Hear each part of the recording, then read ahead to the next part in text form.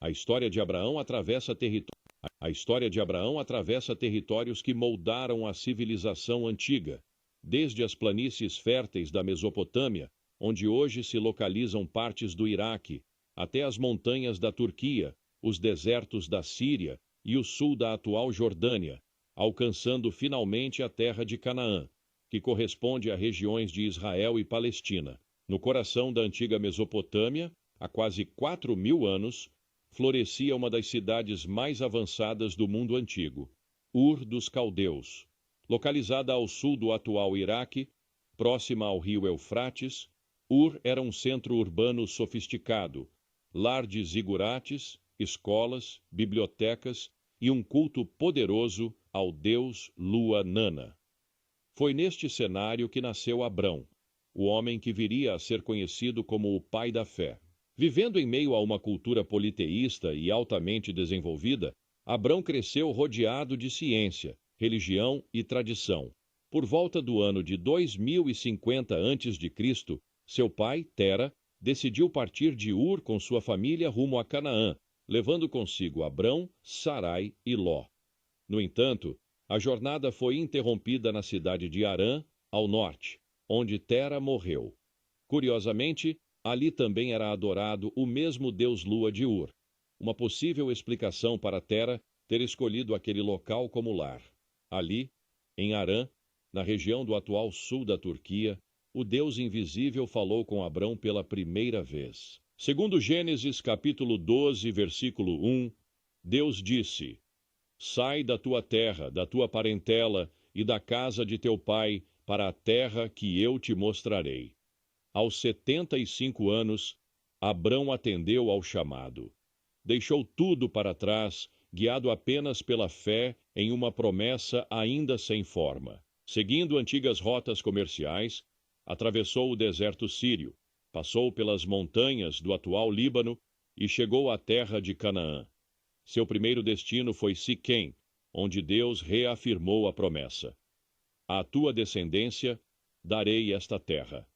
Ali, Abrão ergueu um altar, selando sua aliança com o Deus que o chamara. A jornada seguiu para Betel e Ai, onde mais uma vez ergueu um altar e invocou o nome do Senhor. Após um início promissor em Canaã, Abrão enfrentou seu primeiro grande teste. A terra prometida foi assolada por uma severa fome, como relatado em Gênesis, capítulo 12, versículo 10. Estudos arqueológicos e dados climáticos indicam que secas prolongadas foram comuns na região do Crescente Fértil entre os séculos 20 e 22 a.C. Frente à escassez, Abrão tomou uma decisão estratégica: descer ao Egito, terra irrigada pelas cheias do rio Nilo, onde ainda havia alimento. Mas a fome não foi seu único desafio. Ao aproximar-se do Egito, Abrão temeu pela segurança de Sarai, sua esposa, que mesmo com cerca de 65 anos, era de extraordinária beleza. Temendo ser morto, pediu que Sarai dissesse ser sua irmã. Como conta Gênesis, capítulo 12, versículos 11 a 13, essa meia-verdade visava protegê-lo, mas colocava em risco o plano divino. Sarai foi levada ao palácio do faraó, e Abrão foi agraciado com bens e servos. Porém, como descreve Gênesis, capítulo 12, versículo 17, o Senhor interveio. Pragas atingiram a casa do faraó, por meios não detalhados, talvez revelações divinas ou consultas aos sacerdotes egípcios, o rei descobriu a verdade. Repreendeu Abrão e ordenou que deixasse o Egito, levando tudo o que havia recebido. Abrão retornou ao sul de Canaã. Conforme Gênesis, capítulo 13, versículo 1, ele subiu do Egito com Sarai, Ló e todos os seus bens. Mas esse retorno não era triunfante. Era silencioso, reflexivo, marcado por aprendizados. Agora, rico em gado, prata e ouro, como narra Gênesis capítulo 13, versículo 2, Abrão não se deixou tomar pelo orgulho. Ao chegar novamente entre Betel e Ai, onde outrora erguera um altar, ele orou. Era um recomeço espiritual, um homem diante de Deus, voltando ao centro da promessa. No entanto, a abundância trouxe tensão. Os rebanhos de Abrão e Ló eram tantos que os pastores começaram a brigar. Como a terra não comportava os dois, Abrão tomou a iniciativa de paz. Em Gênesis, capítulo 13, versículo 9, propôs a separação amigável. Se fores para a esquerda, irei para a direita. Foi um gesto de humildade e confiança em Deus. Ló então escolheu com os olhos. Viu as férteis campinas do Jordão, semelhantes ao Éden e à terra do Egito, conforme Gênesis, capítulo 13, versículo 10. Porém, ali estavam Sodoma e Gomorra, cidades de perversidade. Abrão, por outro lado, ficou com as colinas secas, mas sua escolha foi feita pela fé, e foi após esse gesto de confiança silenciosa que Deus renovou sua promessa. Gênesis, capítulo 13, versículos 14 a 17, registra: Toda esta terra que vês darei a ti e à tua descendência para sempre.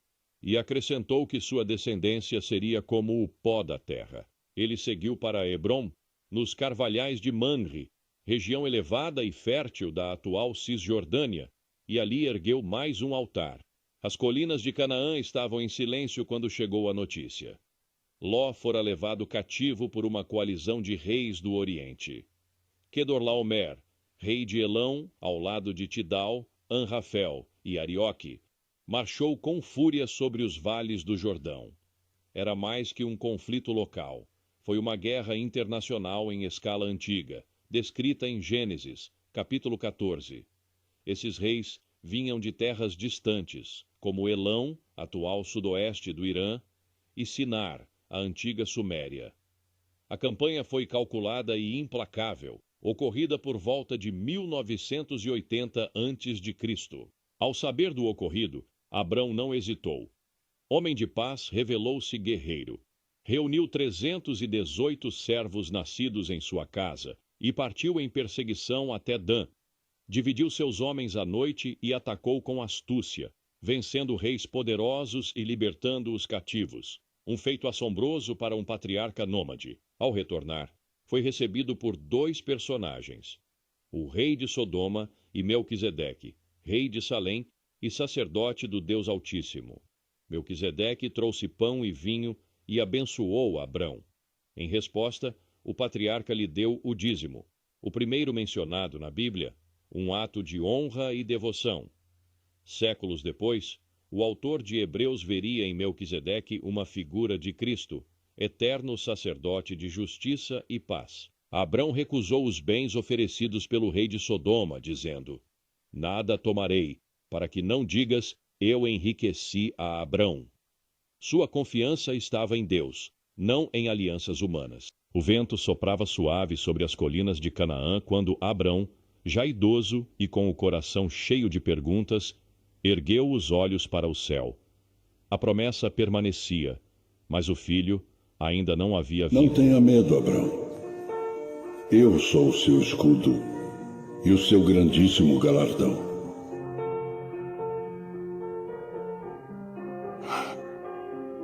Senhor, o que vai me dar? Se continuo sem filhos, e o herdeiro que tenho é Eliezer de Damasco.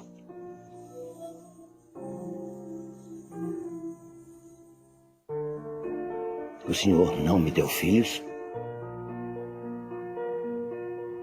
e um dos servos da minha casa é que será o meu herdeiro. Não, Abrão.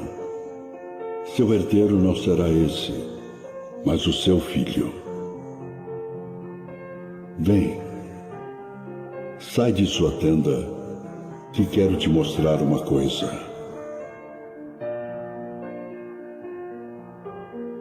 Olha para o céu e veja se é possível contar as estrelas. Assim será a sua descendência.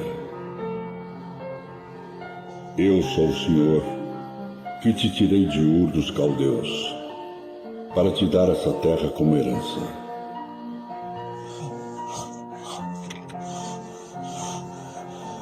Oh, meu Senhor, Meu Senhor, como posso saber que tomarei posse dela?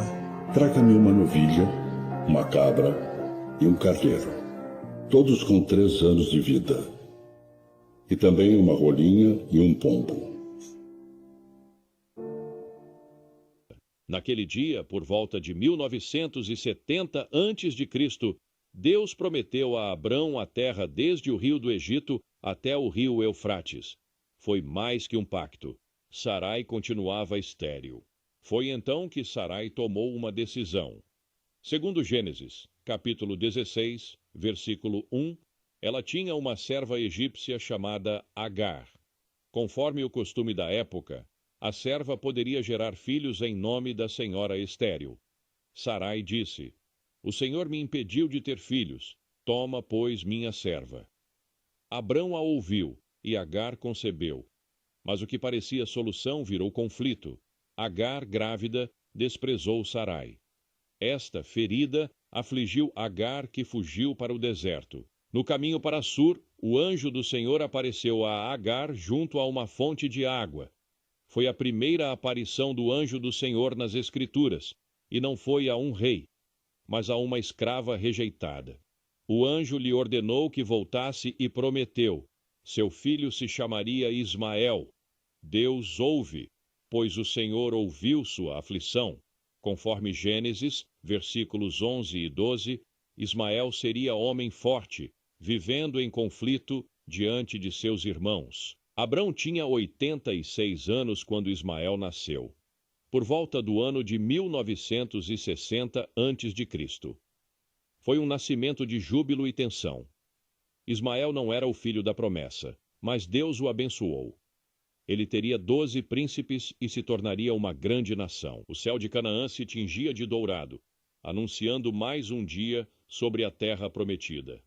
Abrão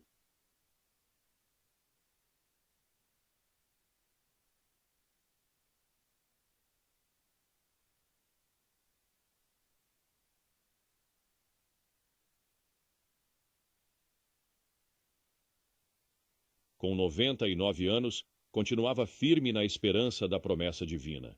Em Gênesis capítulo 17, versículo 1, Deus apareceu e disse: Eu sou o Deus Todo-Poderoso e desejo fazer uma aliança com você. Aqui estou, Senhor. Olhe as terras à sua frente, meu filho. Elas serão suas para sempre, e suas descendências terão possessão perpétua delas. E desde o momento em diante, Abrão já não será mais o seu nome. De Abraão, você será chamado. Abraão? E sua esposa Sarai será chamada de Sara. E eu o abençoarei, e ela lhe dará um filho. E você o chamará de Isaque. E ele herdará todas as promessas que fiz hoje a você. Minha esposa, um filho. Oh, meu Senhor. E quanto a Ismael? Quanto a Ismael, eu o glorificarei e cuidarei dele. Mas a minha promessa e a minha bênção ficarão com Isaque. Isaque. Oh, Isaque. Então será Isaque. Deus reafirmou a aliança com Abrão, prometendo-lhe que seria pai de uma multidão de povos. Para isso, Abrão receberia um novo nome. Seu nome, que até então significava Pai Exaltado, foi alterado para Abraão, que significa Pai de muitas nações. Deus também falou com Sarai, esposa de Abraão. Seu nome, que significava Minha Princesa, foi mudado para Sara, que significa Princesa de Muitos. E a promessa de Deus a Sara foi clara. Mesmo aos 90 anos, ela daria à luz um filho, chamado Isaque, que significa riso. Abraão e Sara riram da ideia, mas confiaram na promessa divina. Para selar essa aliança, Deus instituiu a circuncisão como um sinal físico da aliança entre Deus e o povo de Abraão. O Senhor revelou a Abraão, olhando para o sul, em direção às cidades de Sodoma e Gomorra, que o clamor contra essas cidades era grande e seu pecado gravíssimo. A justiça divina estava a caminho. Abraão, conhecendo o caráter misericordioso de Deus, ousou interceder. Com reverência perguntou: destruirás também o justo com o ímpio? Gênesis 18, 23. Assim começou uma das orações mais audaciosas da Bíblia. Um homem argumentando com Deus em favor de vidas humanas. Abraão intercedeu até que Deus prometesse poupar a cidade se ali houvesse apenas 10 justos. Ainda que o nome de Ló não tenha sido mencionado nessa conversa, é evidente que Abraão pensava em seu sobrinho, que morava em Sodoma com sua família. Deus ouviu. E mesmo que nem 10 justos fossem encontrados, a compaixão do Senhor se manifestou. No capítulo 19, os 2 anjos chegaram a Sodoma ao anoitecer. Foram recebidos por Ló, que insistiu para que pernoitassem em sua casa. Durante a noite, os homens da cidade cercaram a residência, revelando a completa degradação moral daquele povo. Foi então que os anjos intervieram, protegendo Ló e cegando os agressores. Eles ordenaram que Ló saísse com sua família imediatamente, pois o juízo divino não tardaria. Vocês devem ir embora. A cidade está sendo punida.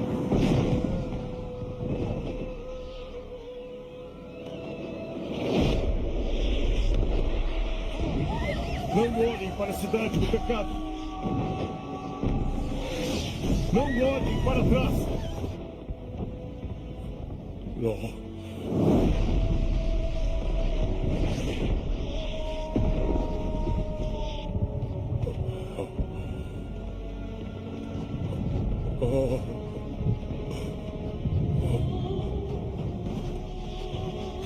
Não olhem para trás!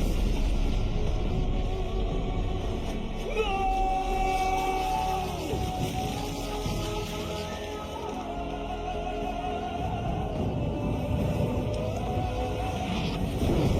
A esposa de Ló foi transformada numa pilha de sal por desobedecer a Deus. Ló e suas filhas fugiram para as montanhas para nunca mais verem Abraão. O silêncio das promessas foi rompido numa manhã que mudou o destino da humanidade. Depois de décadas de espera e dúvidas, Sara concebeu. O milagre aconteceu no deserto de Canaã, onde nasceu o menino prometido, Isaque, não em um palácio, mas no acampamento de um homem de 100 anos. Está escrito em Gênesis capítulo 21. E visitou o Senhor a Sara, como tinha dito, e fez o Senhor a Sara, como tinha falado. Abraão tinha 100 anos e Sara cerca de 90. A concepção de Isaque, nome que significa ele ri, desafiava as leis naturais da biologia. A menopausa e a idade avançada de Abraão tornariam impossível essa gravidez, mas Deus abriu um novo caminho para cumprir sua palavra. O nascimento de Isaque foi o cumprimento de uma promessa feita em Gênesis, capítulo 12, quando Deus disse a Abraão que faria dele uma grande nação. Agora, essa promessa tomava forma e vida. Sara, antes estéril, ria de alegria, como disse em Gênesis, capítulo 21. Deus me deu motivo de riso, e todo aquele que ouvir isso se rirá comigo. A alegria foi celebrada com um grande banquete, mas logo surgiram tensões. Ismael, filho de Agar, a serva egípcia, começou a zombar de Isaque. Isso levou Sara a exigir que Agar e Ismael fossem enviados embora. Deus disse a Abraão que não temesse, pois a promessa viria por meio de Isaque, e essa separação é descrita em Gênesis, capítulo 21. O nascimento de Isaque é o ponto de virada no plano divino. Ele é o elo entre Abraão e as gerações que seguiriam, levando a Jacó, Davi e, finalmente, a Jesus Cristo. O céu sobre as colinas de Moriá estava límpido, mas o coração de Abraão pesava como o deserto em noite sem estrelas. Era o clímax de uma vida moldada pela fé e pela obediência.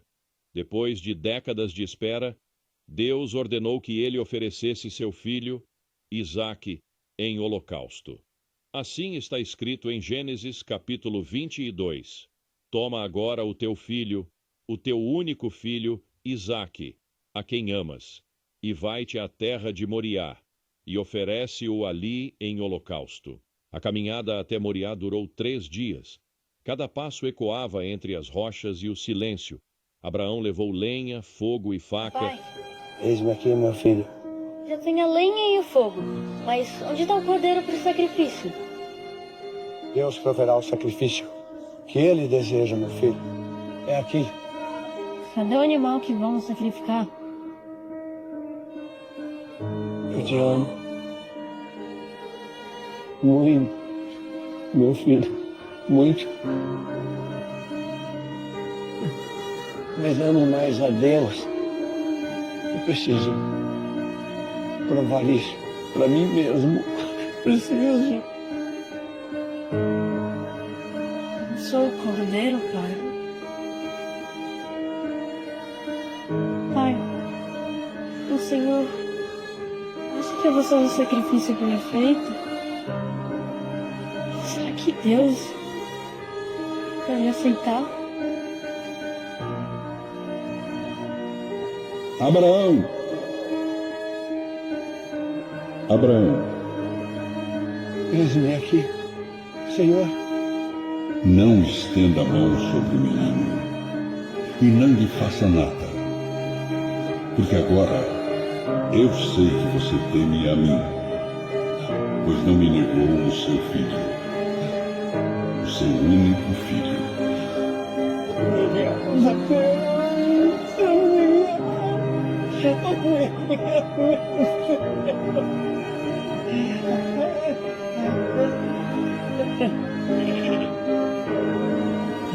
Ela, filho, o carneiro do sacrifício.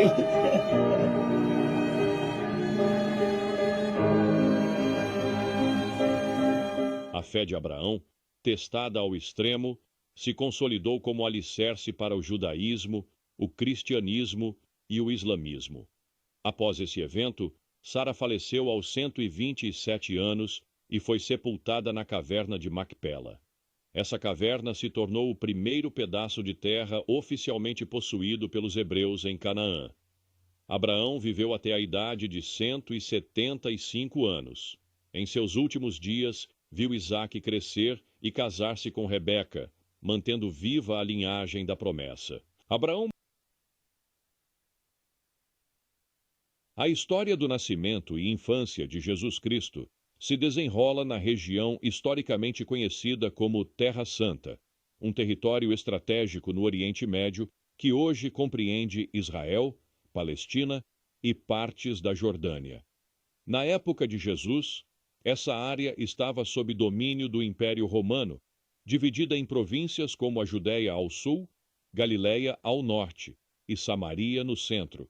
A região era um caldeirão cultural e religioso, com Jerusalém como coração espiritual do judaísmo e rotas comerciais que ligavam continentes. Tudo começa em Nazaré, uma pequena cidade na Galiléia, onde Maria recebe a visita surpreendente do anjo Gabriel.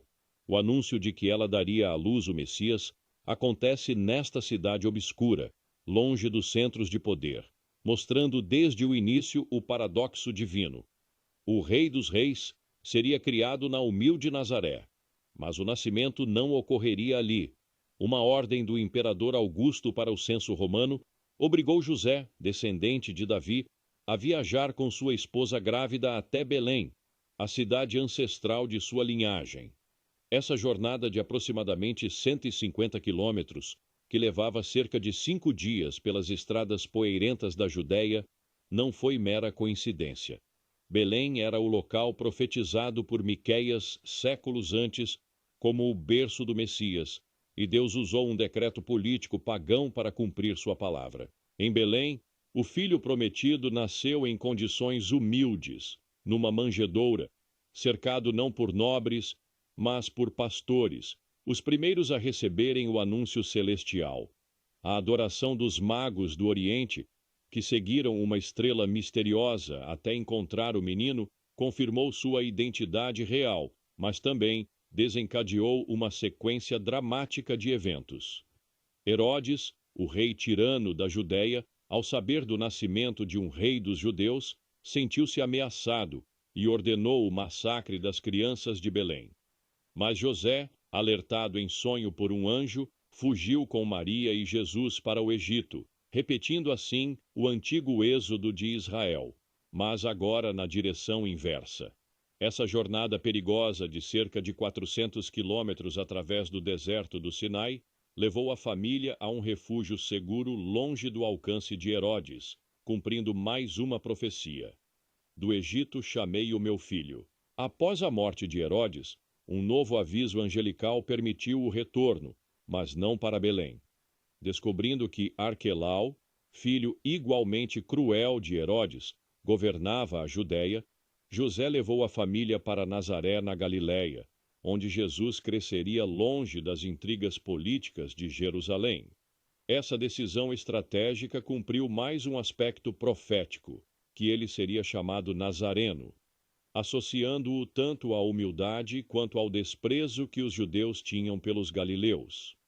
Em Nazaré, o menino Jesus viveu uma vida comum, aprendendo o ofício de carpinteiro com José, crescendo em sabedoria e estatura, até que aos 12 anos revelou um vislumbre de sua identidade única durante uma peregrinação familiar a Jerusalém. Perdido por 3 dias, foi encontrado no templo, dialogando com os mestres da lei, surpreendendo a todos com seu entendimento. Quando questionado por seus pais angustiados, sua resposta, "Não sabíeis que eu devia estar na casa de meu pai?", ecoou como a primeira declaração pública de sua missão divina. Após esse episódio, a narrativa bíblica silencia sobre sua juventude, apenas afirmando que ele crescia em sabedoria, estatura e graça, até emergir novamente cerca de 18 anos depois. Esse silêncio da Bíblia é conhecido como os anos ocultos de Jesus. E embora não haja relatos canônicos desse período, estudiosos sugerem que ele viveu uma vida comum em Nazaré, trabalhando como carpinteiro e aprofundando-se nas tradições judaicas. Cientificamente, é plausível que Jesus tenha se desenvolvido em um ambiente de intensa religiosidade e resistência cultural contra a dominação romana, o que moldaria seu pensamento e missão. O ressurgimento de Jesus na narrativa acontece no batismo. Portanto, a trajetória entre o templo e o Jordão não é um hiato, mas uma preparação silenciosa e deliberada. Jesus emerge do anonimato com plena consciência de sua missão, pronto para anunciar o reino de Deus. O batismo de Jesus, narrado nos evangelhos como tendo ocorrido no Rio Jordão, é associado a 2 localizações principais. A primeira é Qasr al-Yahud, na Cisjordânia, próximo a Jericó, tradicionalmente venerada por cristãos ocidentais. Este local tem sido visitado por peregrinos desde o século IV e é vinculado a diversos eventos bíblicos, como a travessia do Jordão pelos israelitas. No entanto, a localização mais aceita atualmente é Al-Maktas, na Jordânia, na margem leste do rio. Reconhecida pela Unesco como Patrimônio Mundial, Al-Maktas é respaldada por evidências arqueológicas significativas, como ruínas de igrejas, piscinas batismais e inscrições cristãs dos primeiros séculos. Além disso, está alinhada com a menção bíblica de Betânia além do Jordão, João 1:28. Por isso, Al-Maktas reúne hoje o maior consenso entre estudiosos e arqueólogos como o local mais provável onde Jesus foi batizado por João Batista. Este local específico não foi escolhido por acaso. Situado na fronteira entre o mundo judaico e o território gentil, simbolizava a ponte que o ministério de Jesus estabeleceria entre estes 2 mundos. O batismo de Jesus nas águas do Jordão marcou não apenas o início de seu ministério público, mas uma transição cósmica na história da redenção. As águas que haviam testemunhado a travessia de Josué agora testemunhavam a revelação do Filho de Deus. com a voz do Pai ecoando sobre as mesmas margens que haviam visto Elias ser levado ao céu. Após este momento culminante, o Espírito conduziu Jesus imediatamente para o deserto da Judéia, uma região árida e inóspita que se estendia desde as colinas de Jerusalém até as margens do Mar Morto.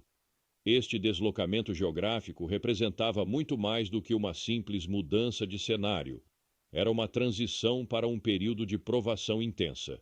O deserto, na tradição judaica, sempre fora lugar de encontro com Deus e de teste espiritual, como demonstraram as experiências de Moisés e Elias. Durante 40 dias, Jesus enfrentou as tentações de Satanás em um ambiente que testava os limites da resistência humana. A geografia acidentada do deserto, com seus penhascos abruptos e vales profundos, tornou-se o cenário para o confronto definitivo entre a obediência perfeita e a tentação. Cada sugestão do diabo, transformar pedras em pão, lançar-se do pináculo do templo, adorar para ganhar os reinos do mundo, foi meticulosamente respondida com a palavra de Deus, demonstrando que Jesus era o verdadeiro Israel que permanecia fiel, onde o povo outrora havia falhado. O retorno de Jesus da solidão do deserto para as áreas habitadas da Galileia marcou o início efetivo de seu ministério público. Este movimento geográfico simbolizava sua transição da preparação privada para a obra pública. Após seu batismo no Jordão e as tentações do deserto, ele retornou primeiro a Caná, onde realizou seu primeiro milagre transformando água em vinho durante uma festa de casamento. Tem mais vinho. Que tenho eu contigo? Diz o que queres que eu faça. Ainda não é chegada a minha hora. Fazei tudo aquilo quanto ele vos disser.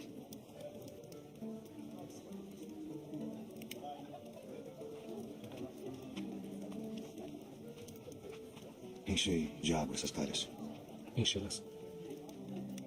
De água.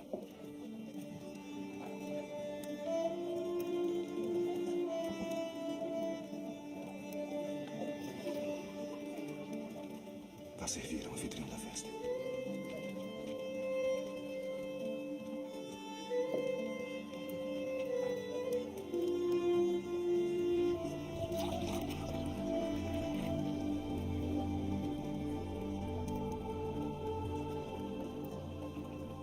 É a primeira festa de casamento na qual eu vou, onde o melhor vinho é servido no final. Este sinal inaugural, ocorrido numa pequena vila galileia, revelava já o caráter jubiloso de seu ministério.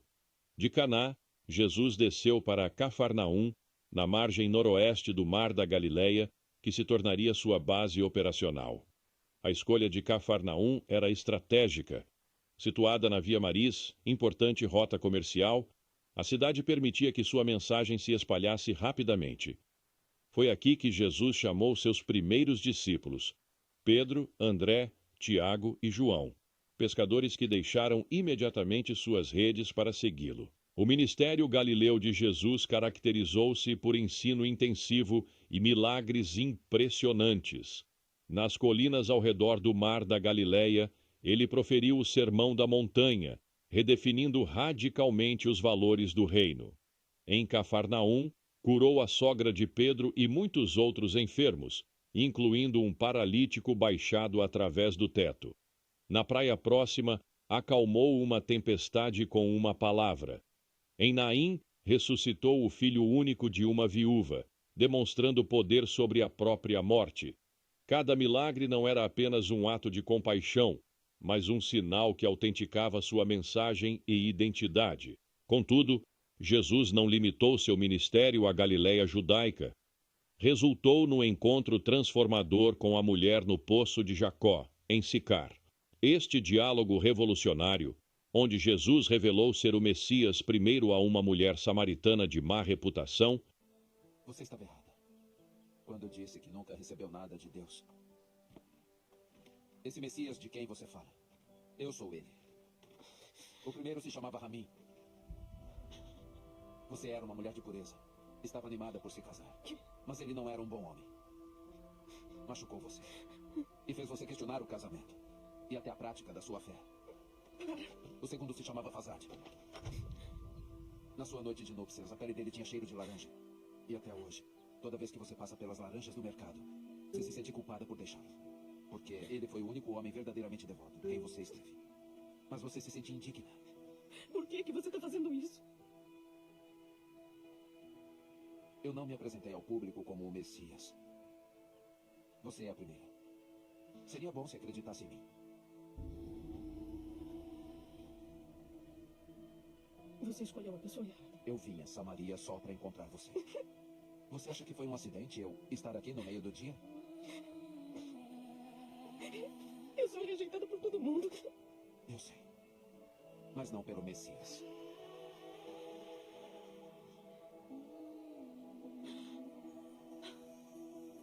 E você sabe essas coisas porque você é o Cristo.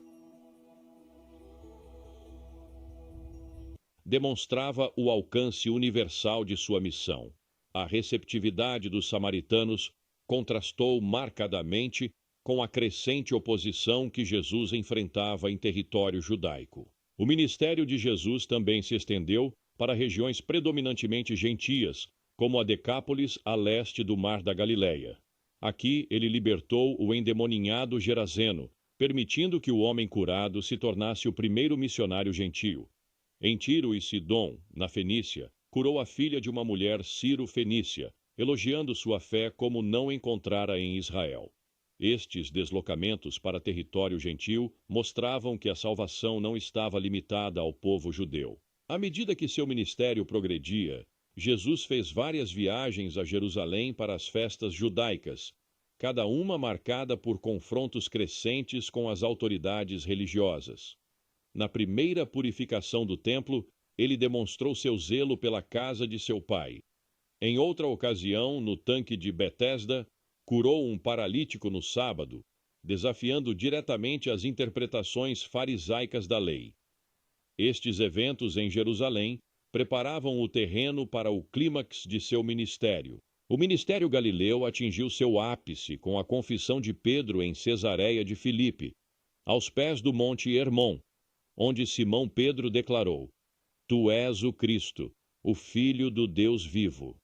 Logo depois, no Monte da Transfiguração, tradicionalmente identificado como o Monte Tabor, Jesus revelou sua glória divina a Pedro, Tiago e João, confirmando sua identidade messiânica. A fase final do ministério público viu Jesus se concentrando cada vez mais na preparação dos discípulos para sua partida. Sua decisão de ir a Jerusalém para a última Páscoa, sabendo dos perigos que o aguardavam, demonstrava seu compromisso inabalável com a vontade do Pai.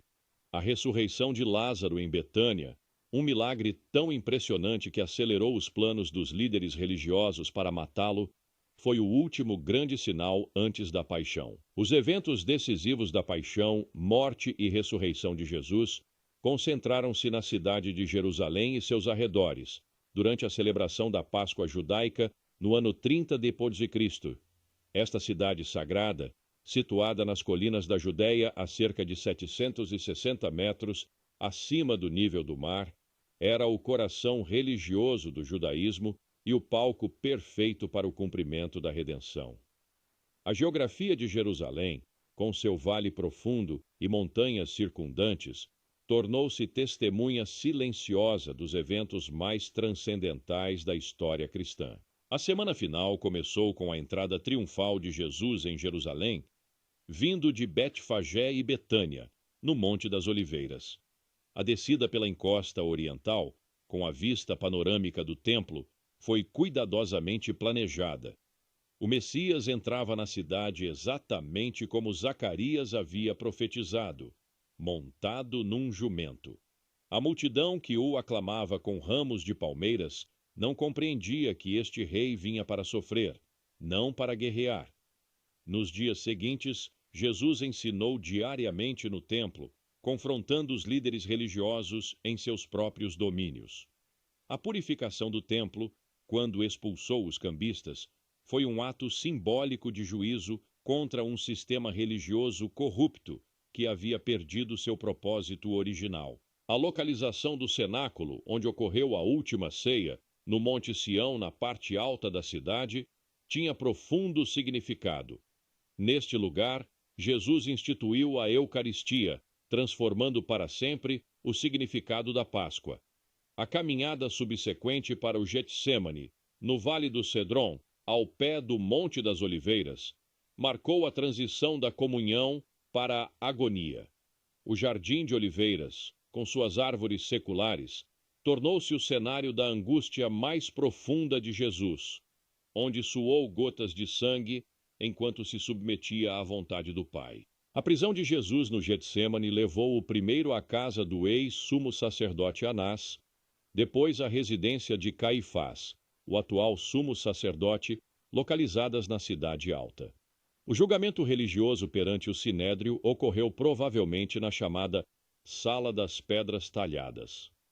Ao amanhecer, Jesus foi levado ao pretório, a residência oficial de Pôncio Pilatos, tradicionalmente identificado com a Fortaleza Antônia, ao norte do templo.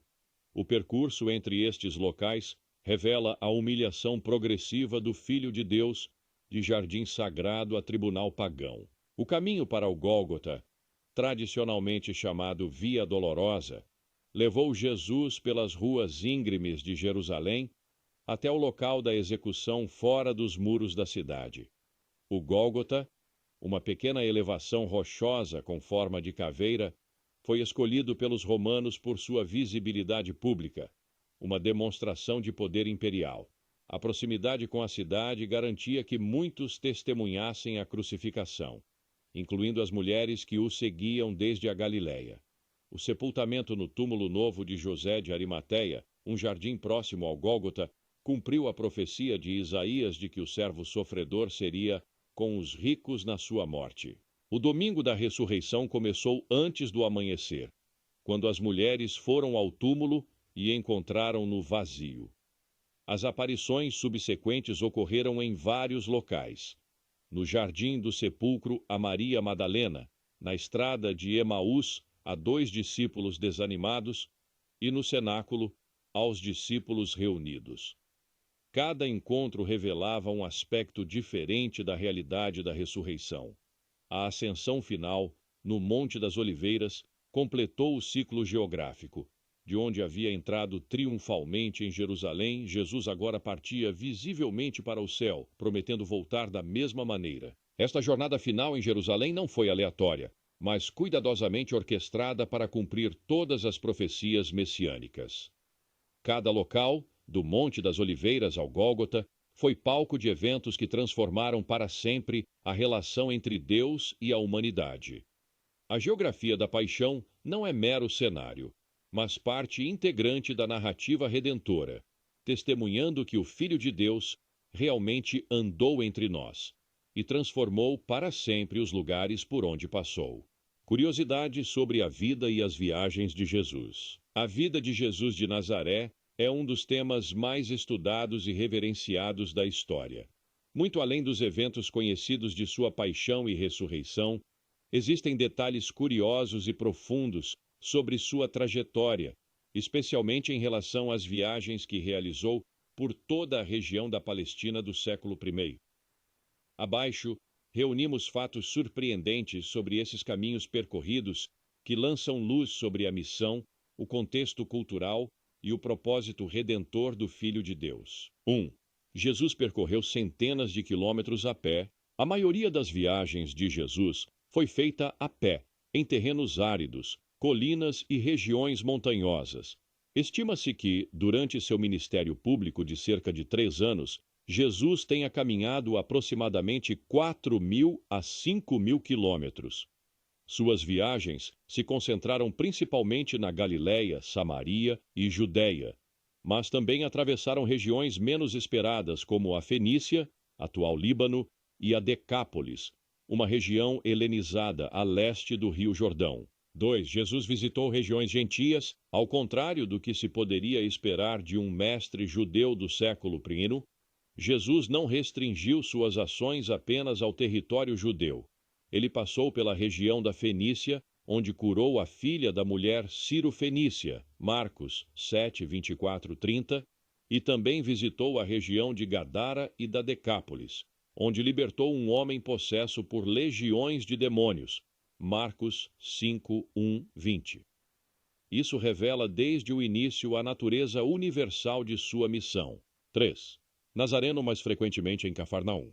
Apesar de ser chamado Jesus de Nazaré, ele fez de Cafarnaum, às margens do Mar da Galileia, a base principal de suas atividades durante o ministério público. Cafarnaum era uma vila de pescadores estratégica, com forte presença comercial e militar romana. Ali ocorreram diversos milagres, como a cura do paralítico, Marcos 2, 1, 12, e a ressurreição da filha de Jairo, Marcos 5, 21, 43. 4. Subia frequentemente a Jerusalém. Jesus subiu a Jerusalém várias vezes ao longo de sua vida, especialmente para as grandes festas judaicas como a Páscoa, o Pentecostes e a Festa dos Tabernáculos. A subida era literal e simbólica.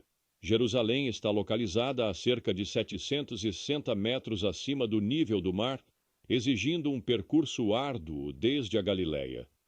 A última subida, na Semana da Paixão, foi cuidadosamente planejada e cheia de simbolismo, culminando com sua entrada triunfal e os eventos da crucificação. 5. Jesus passou pelo deserto e o usou como lugar de revelação. Logo após seu batismo no Rio Jordão, Jesus foi conduzido pelo Espírito ao deserto da Judéia, onde permaneceu 40 dias em jejum.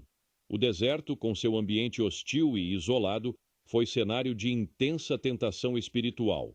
Mateus 4, 1, 11. Mais tarde, buscava frequentemente lugares desérticos para orar, revelando o deserto como espaço de intimidade com o Pai. 6. Viagens missionárias com os discípulos. Com a escolha dos 12 discípulos, Jesus iniciou viagens missionárias por aldeias e cidades da Galileia. Ele costumava ir de vila em vila, pregando nas sinagogas e curando enfermos. Nessas andanças, ensinava em parábolas, realizava milagres e formava uma multidão de seguidores. Os evangelhos mostram que ele viajava tanto por rotas conhecidas, quanto por caminhos considerados impróprios, como ao atravessar Samaria, uma região evitada pelos judeus da época. João 4. 7. A travessia do Mar da Galileia. Jesus e seus discípulos atravessaram diversas vezes o Mar da Galileia, também chamado de Lago de Genezaré. Em uma dessas travessias, ele acalmou a tempestade, Marcos 4, 35, 41, e em outra, andou sobre as águas, Mateus 14, 22, 33. Esses eventos fortaleceram a fé dos discípulos e revelaram o domínio de Jesus sobre a natureza. 8. Geografia como aliada na mensagem. A escolha dos lugares por onde Jesus passava não era aleatória. Por exemplo, o Sermão da Montanha, Mateus 5, 7, foi proclamado de um monte, simbolizando a autoridade divina, em paralelo com Moisés no Sinai. Em Cesareia de Filipe, aos pés do monte Hermon, ele revelou sua identidade como o Cristo. Mateus 16, 13, 20, em meio a uma cidade repleta de altares pagãos. Uma clara mensagem sobre o reino de Deus triunfando sobre os reinos humanos. 9. A última caminhada, Getsêmani ao Gólgota. A última viagem de Jesus foi curta em distância, mas profunda em significado. Após a última ceia no cenáculo, no Monte Sião, ele atravessou o vale do Cedron até o Getsêmani, onde orou em agonia. De lá, foi levado à casa de Caifás, ao pretório de Pilatos, e finalmente ao Gólgota, onde foi crucificado. Esse percurso, conhecido como Via Dolorosa, é hoje uma rota de peregrinação cristã. 10. Ascensão no mesmo lugar de entrada triunfal. A ascensão de Jesus, segundo Atos 1, 9, 12, ocorreu no Monte das Oliveiras, o mesmo local de onde ele entrou em Jerusalém montado em um jumentinho. Esse detalhe encerra um ciclo geográfico e teológico, da entrada messiânica à partida gloriosa, com a promessa de que voltará da mesma forma. 11. Jesus evitava lugares quando sabia que ainda não era sua hora. Mesmo sendo o Filho de Deus, Jesus demonstrava pleno discernimento sobre o tempo de cada etapa de sua missão. Em diversas ocasiões, ele evitou lugares onde havia ameaça de morte, como Jerusalém, enquanto sua hora ainda não havia chegado. João 7, 6 dos 10. Isso mostra que suas viagens eram também estrategicamente conduzidas segundo a direção do Pai. 12. Jesus fez uma longa caminhada até as regiões de Tiro e Sidom. A viagem de Jesus até Tiro e Sidom, na atual costa do Líbano, surpreende por sua distância, cerca de 80 a 100 quilômetros da Galiléia. Ali, atendeu a mulher Ciro-Fenícia, mostrando um avanço claro da missão para os gentios. Marcos 7, 24 e 30. Esse deslocamento revela seu desejo de romper fronteiras culturais e espirituais. E 13. Ele cruzou a Samaria, algo que judeus normalmente evitavam. Os judeus geralmente contornavam Samaria para ir da Galiléia a Jerusalém, por causa da inimizade histórica com os samaritanos. Mas Jesus escolheu passar por Samaria, João 4, onde teve o famoso diálogo com a mulher no poço. Ao fazer isso, ele mostrou que não fazia acepção de pessoas e que a salvação é para todos. 14. Usava o barco como púlpito natural. Nas margens do mar da Galiléia, multidões se aglomeravam para ouvi-lo. Para evitar ser comprimido e aproveitar a acústica da água, Jesus frequentemente usava um barco como púlpito flutuante. Lucas 5, 1, 3. Essa estratégia simples e eficaz ampliava o alcance da sua mensagem. 15. Visitava cidades pequenas e esquecidas. Jesus não buscava os grandes centros urbanos da época. Muitas de suas ações ocorreram em aldeias pequenas e simples, como Caná, Naim e Betânia. Isso revela seu apreço pelos humildes e marginalizados, alinhado com a profecia de Isaías. O povo que andava em trevas viu uma grande luz. Isaías 9, 2. 16. Sua infância no Egito cumpriu profecia e envolveu uma viagem longa. Após o nascimento, José foi avisado em sonho para fugir com Maria e o menino Jesus para o Egito. Mateus 2, 13 e 15. A viagem tinha cerca de 500 quilômetros, o que era extremamente difícil com uma criança. Esse exílio temporário cumpria a profecia: do Egito chamei o meu filho. Oséias 11, 1. 17. Frequentava festas religiosas específicas. Jesus subia a Jerusalém em ocasiões-chave, como a Páscoa, João 2,13, a festa dos tabernáculos, João 7,10, e o Pentecostes. Essas festas atraíam multidões de toda a Judéia e regiões vizinhas, servindo como oportunidades para pregar a grandes públicos. 18. Sua transfiguração ocorreu no alto de uma montanha isolada. A transfiguração de Jesus, quando seu rosto brilhou como o sol e ele apareceu com Moisés e Elias, ocorreu no alto de uma montanha, provavelmente o Monte Tabor ou o Hermon. Isso reforça a tradição bíblica de revelações divinas em lugares altos, afastados da agitação humana. Mateus 17, 1, 8. 19. Passava madrugadas em oração nas montanhas. Antes de tomar decisões importantes, como a escolha dos 12 discípulos, Jesus passava a noite em oração em lugares elevados e isolados. Lucas 6, 12. Esses momentos demonstram sua constante conexão com o Pai e o valor que dava à comunhão espiritual, mesmo em meio a tantas demandas. 20. Ressuscitou e apareceu a discípulos em lugares diversos. Após ressuscitar, Jesus apareceu aos discípulos em Jerusalém, no caminho de Emaús, e depois na Galiléia, mostrando que continuava a percorrer grandes distâncias.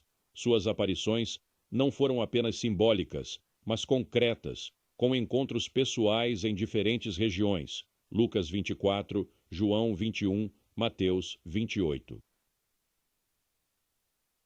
A história de Moisés tem início em um período sombrio para os hebreus. Após a morte de José, o povo de Israel continuou a crescer no Egito. Por volta de 1526 a.C., um novo faraó que não conhecia José assumiu o trono e passou a temer o poder numérico dos hebreus. Para controlar essa população, Ele os escravizou e impôs trabalhos forçados, em construções como as cidades de Pitom e Ramessés, no nordeste do delta do Nilo. Além disso, ordenou que todos os meninos hebreus recém-nascidos fossem mortos. Foi nesse contexto que nasceu Moisés, da tribo de Levi. Sua mãe, Joquebede, o escondeu por 3 meses. Quando não pôde mais escondê-lo, preparou um cesto de junco, o revestiu com betume e breu e o colocou entre os juncos do rio Nilo. A filha do faraó o encontrou, teve compaixão e o adotou como seu filho, chamando-o de Moisés, que significa tirado das águas. Criado com status de príncipe egípcio, Moisés recebeu educação e formação na corte, mas nunca esqueceu suas origens hebraicas. Por volta de 1486 a.C., aos 40 anos, Atos 7:23, viu um egípcio espancando um hebreu e, movido por compaixão, matou o agressor. Quando percebeu que o assassinato se tornara conhecido, fugiu do Egito rumo ao deserto de Midian, localizado a leste da península do Sinai, no território que hoje pertence à Arábia Saudita. Ali, Moisés encontrou abrigo na casa de Jetro, sacerdote de Midian, e se casou com Zípora, uma das filhas de Jetro.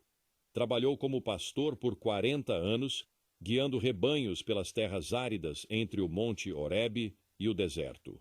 Com 80 anos de idade, enquanto pastoreava o rebanho de seu sogro, Moisés chegou ao Monte Horebe, também conhecido como Monte Sinai. Foi ali que teve um encontro que mudaria sua vida e a história de seu povo.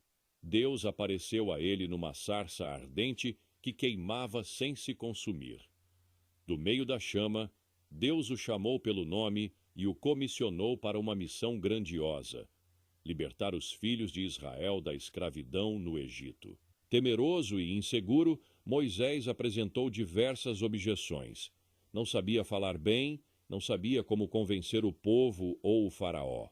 Deus, então, prometeu estar com ele e enviou seu irmão Arão como porta-voz. Como sinal de sua autoridade divina, Deus deu a Moisés o poder de realizar milagres, como transformar sua vara em serpente e tornar sua mão leprosa e depois curada. Moisés então deixou Midian com sua família e retornou ao Egito. No caminho, teve um encontro misterioso com o Senhor, que quase lhe tirou a vida, mas foi poupado após Zípora circuncidar seu filho, reafirmando a aliança com Deus. De volta ao Egito, Moisés e Arão foram até o palácio e anunciaram ao faraó, possivelmente Ramsés II ou Tutmés III, segundo teorias cronológicas, a ordem de Deus: deixa o meu povo ir. O faraó se recusou e, em vez disso, tornou o trabalho dos hebreus ainda mais pesado. O povo se voltou contra Moisés, mas Deus renovou sua promessa de libertação. Então, começaram as 10 pragas que Deus enviou ao Egito como juízo: água transformada em sangue, rãs, piolhos, moscas, peste no gado, úlceras, chuva de pedras, granizo, gafanhotos, trevas e, por fim, a morte dos primogênitos. Essas pragas atingiram todo o Egito, mas poupavam os israelitas. Antes da última praga, Deus instituiu a Páscoa, uma celebração na qual cada família israelita deveria sacrificar um cordeiro e marcar os umbrais das portas com seu sangue. Quando o anjo da morte passou pelo Egito, matou os primogênitos egípcios, inclusive o filho do faraó, mas passou por cima das casas marcadas. Por volta de 1446 a.C., com o coração partido, o faraó finalmente permitiu que os hebreus partissem. Cerca de 600 mil homens, além de mulheres, crianças e animais, saíram do Egito. Essa multidão, guiada por Moisés, partiu de Ramessés e seguiu rumo a Sucote, depois a Etã, na direção do deserto. Deus os guiava de dia com uma coluna de nuvem e de noite com uma coluna de fogo. Porém, o faraó mudou de ideia e enviou seu exército para persegui-los. O povo se viu encurralado entre o Mar Vermelho e os egípcios. Mas Deus ordenou a Moisés que estendesse sua vara sobre o mar e as águas se abriram. Os israelitas atravessaram o mar a seco. Quando os egípcios tentaram seguir o mesmo caminho, as águas se fecharam sobre eles. afogando todo o exército. A vitória foi completa. Moisés e o povo celebraram com cânticos e louvor a Deus. Estavam finalmente livres. Após a dramática travessia do Mar Vermelho, ocorrida por volta de 1446 a.C., Moisés guiou o povo de Israel rumo ao deserto, iniciando uma jornada que seria marcada por milagres, dificuldades, aprendizados e uma nova aliança com Deus. Saindo da margem oriental do mar, os israelitas seguiram para o deserto de Sur, onde, após 3 dias de marcha sem encontrar água, chegaram a Mara. Lá, encontraram águas amargas, que Moisés tornou potáveis após clamar a Deus, que lhe mostrou um pedaço de madeira para lançar nas águas. Continuaram então até Elim, onde encontraram 12 fontes de água e 70 palmeiras. Um raro e bem-vindo descanso no meio do ambiente árido. De Elim, seguiram para o deserto de Sim, entre Elim e o Sinai, no 2º mês após a saída do Egito. Já começavam a reclamar da fome, lembrando dos tempos em que tinham carne e pão no Egito, mesmo que em meio à escravidão. Deus então enviou o maná, alimento que caía do céu como orvalho, e codornizes, aves que apareciam à tarde para que o povo tivesse carne. Essas provisões milagrosas acompanhariam os israelitas por 40 anos no deserto. Deus também instruiu que o maná fosse recolhido diariamente, exceto no 7º dia, o sábado, instituindo ali a prática do descanso semanal como parte do relacionamento com ele. Continuando a jornada, chegaram a Refidim, onde novamente não havia água. Mais uma vez, o povo murmurou e acusou Moisés de trazê-los para morrer de sede. Deus então mandou Moisés ferir uma rocha no monte Horebe, de onde brotou água para saciar todo o povo. Em Refidim também ocorreu a primeira batalha contra os amalequitas. Moisés subiu um monte com o cajado de Deus em mãos, e enquanto mantinha os braços erguidos, Israel vencia. Quando se cansava, Arão e Hur o ajudavam a manter os braços levantados. Assim, Josué liderou os israelitas na vitória. Pouco tempo depois, Jetro, sogro de Moisés, veio ao encontro do povo e aconselhou Moisés a nomear líderes entre os israelitas para julgar as causas mais simples, enquanto ele cuidaria apenas das mais difíceis. Esse conselho foi seguido e ajudou a organizar melhor o povo, que agora já se aproximava de cerca de 2 milhões de pessoas, considerando homens, mulheres e crianças. Finalmente, no 3º mês após a saída do Egito, os israelitas chegaram ao pé do Monte Sinai, também chamado Horebe, localizado possivelmente na região sul da península do Sinai. Acamparam ali, e foi nesse lugar que um dos momentos mais significativos da história bíblica aconteceu: a aliança entre Deus e Israel. Moisés subiu ao monte, onde Deus falou com ele e propôs um pacto. Se o povo obedecesse à sua voz e guardasse a aliança, seria para ele um povo especial, um reino de sacerdotes e uma nação santa. O povo, unânime, respondeu que faria tudo o que o Senhor dissesse. Deus então ordenou que o povo se preparasse, se purificasse e não se aproximasse do monte por 3 dias. No 3º dia, o Sinai fumegava, relâmpagos cruzavam o céu, trovões ressoavam e o som de trombetas crescia. Deus havia descido sobre o monte. Moisés subiu, sozinho, e ali recebeu os 10 mandamentos, escritos pelo dedo de Deus em tábuas de pedra.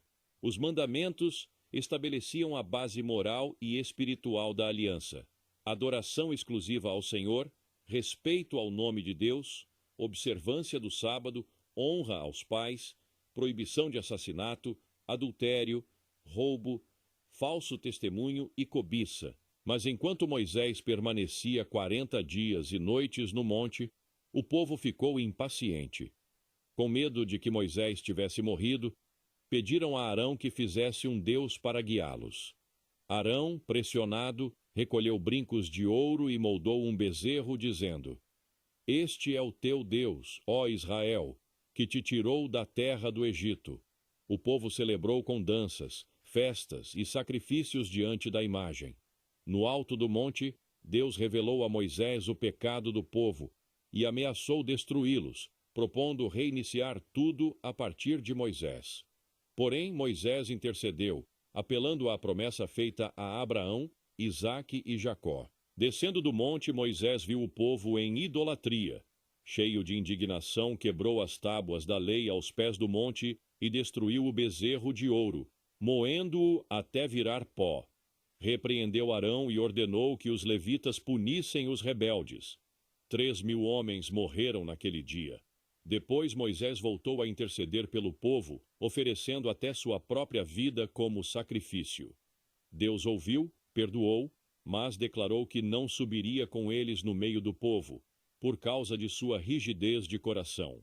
Moisés então armou uma tenda fora do acampamento para buscar a Deus, e ali falava com o Senhor como um homem fala com seu amigo.